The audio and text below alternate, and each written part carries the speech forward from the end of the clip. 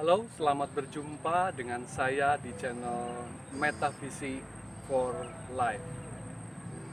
Di sini saya akan membahas bagaimana cara atau solusi dalam mengatasi persoalan seputar kehidupan sehari-hari dengan sudut pandang dunia metafisik atau dunia gaib. Setidaknya ada 4 persoalan mendasar yang dialami oleh setiap orang. Persoalan yang pertama adalah seputar dunia kesehatan, sakit penyakit. Terlebih di masa pandemi virus corona ini, persoalan kesehatan menjadi persoalan yang semakin serius. Persoalan yang kedua yang dialami pada umumnya setiap orang adalah soal keuangan. Ini soal ekonomi.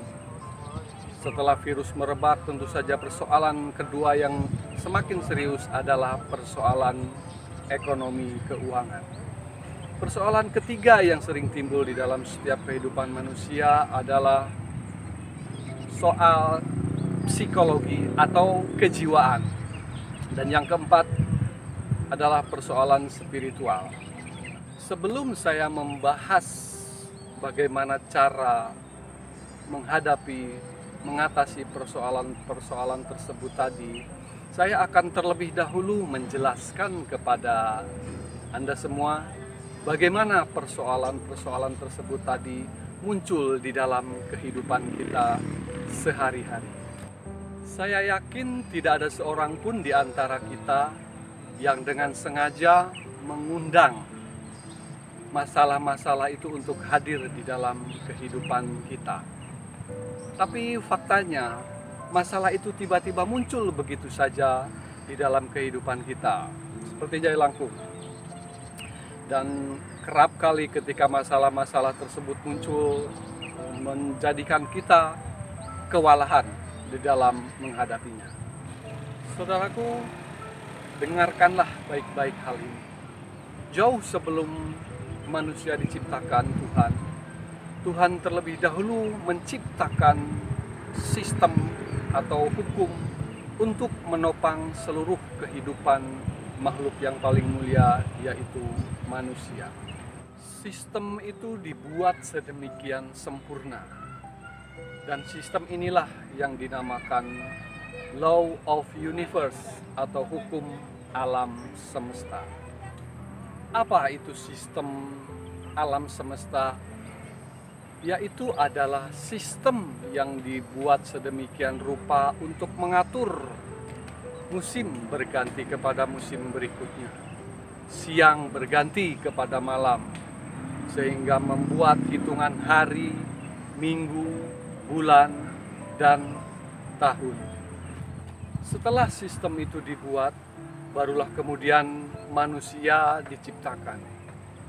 Dan manusia hidup ditopang oleh sistem atau hukum tersebut. Dengan sistem tersebut, seluruh rantai makanan manusia mengacu kepada hukum alam tersebut. Pohon-pohon tertentu menghasilkan buah tertentu, diganti kemudian dengan pohon berjenis lain yang menghasilkan buah yang berbeda.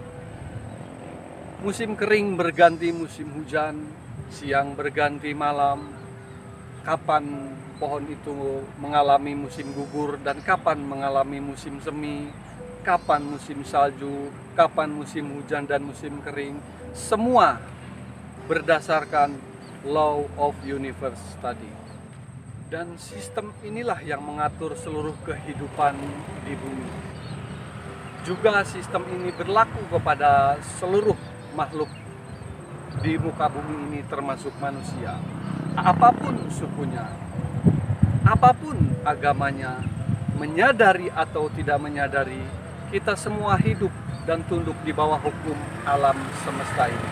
Siapapun atau apapun yang tidak selaras atau tidak harmoni dengan hukum alam semesta ini, maka akan menemui banyak persoalan hidup muncul dalam kehidupan sehari-hari.